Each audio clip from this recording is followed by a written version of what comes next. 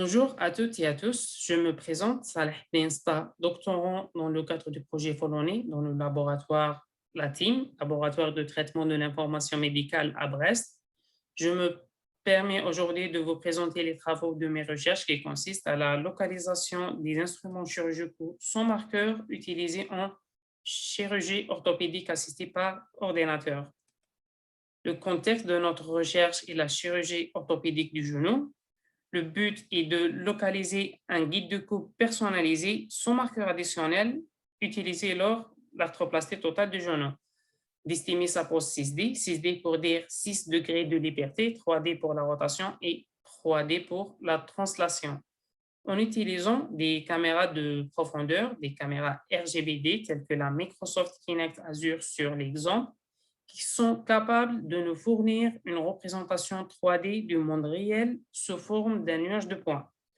L'objectif est de développer une solution alternative aux systèmes de navigation conventionnels qui sont disponibles aujourd'hui dans les blocs opératoires, qui sont chers, encombrants et chronophages, dont la finalité est de vérifier la pose du guide de coupe personnalisé par rapport à la planification. Pour ce faire, nous avons utilisé un algorithme d'estimation de pose 6D, le point per feature, qui est basé uniquement sur l'information de profondeur, l'information de depth, et qui consiste à calculer un descripteur de données entre chaque paire de deux points.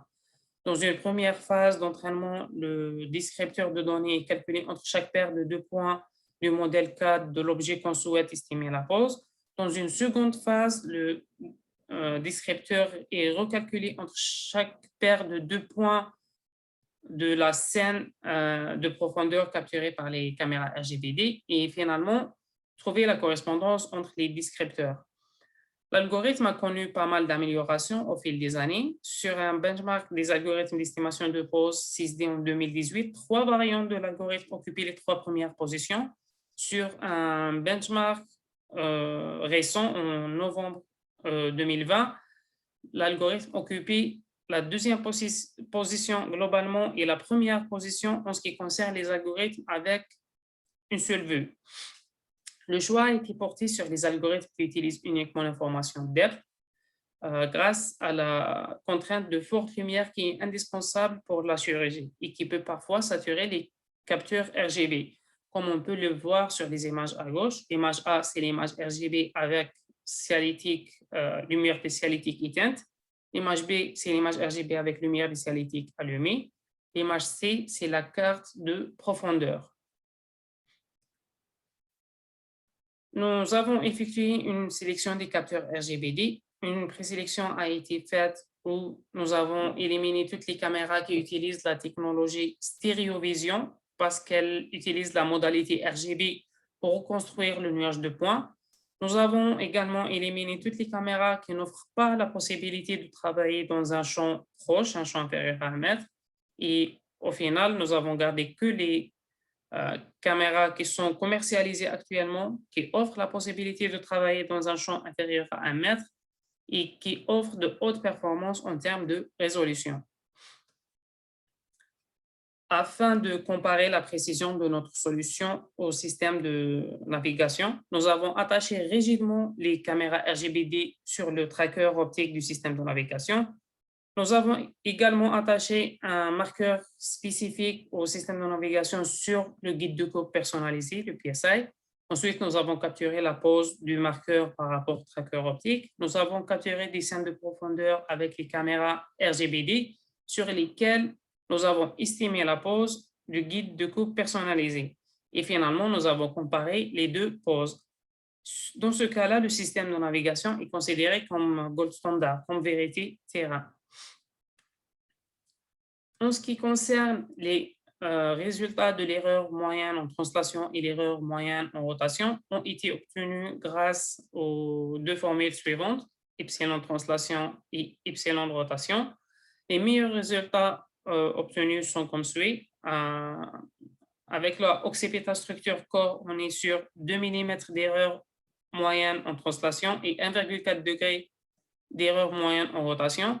Avec la Microsoft Kinect Azure, on est sur 2,3 mm d'erreur moyenne en translation et 3,8 degrés d'erreur moyenne en rotation. Suite au test cadavre que nous avons pu effectuer, nous avons les résultats qualitatifs suivants. À gauche, sur l'image A, c'est les images de profondeur. Nous pouvons voir en blanc le résultat de l'estimation de pose de la partie distale du fémur et le résultat de l'estimation de pose de la fente du guide de coupe sur plusieurs vues différentes. Sur l'image B en couleur à droite, nous pouvons voir le résultat de l'estimation de pose de la partie distale du fémur représentée par les points rouges et le résultat de l'estimation de pose de la partie de la fente du guide de coupe représentée par les points bleus. Au final, la vérification de la pose du guide de coupe personnalisé issu de la planification est réalisée grâce à notre application qui permet de visualiser le positionnement correct d'un guide de coupe personnalisé compte tenu de la planification. Comme on peut le voir sur l'exemple à droite sur les images de profondeur, un grand décalage a été effectué explicitement afin de bien visualiser les modèles. En jaune, c'est la pose du guide de coupe personnalisé par rapport à la partie distale du fémur planifiée. En blanc, c'est le résultat de notre estimation de pose du guide de coupe personnalisé. Cependant, on se retrouve face à quelques limites, à savoir les données des caméras RGBD sont difficilement exploitables.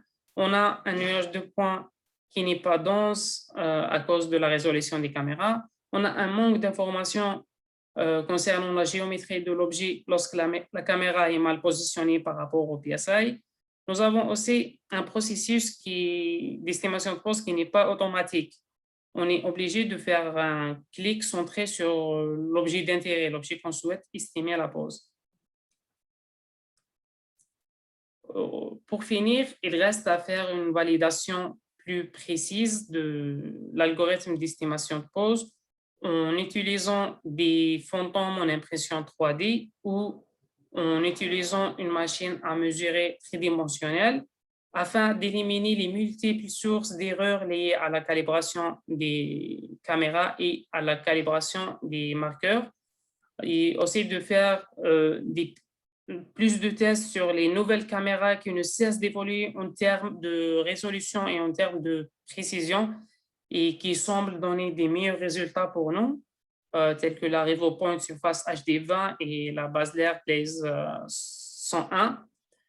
Et aussi de travailler sur une solution pour un processus automatique. Je vous remercie pour votre attention.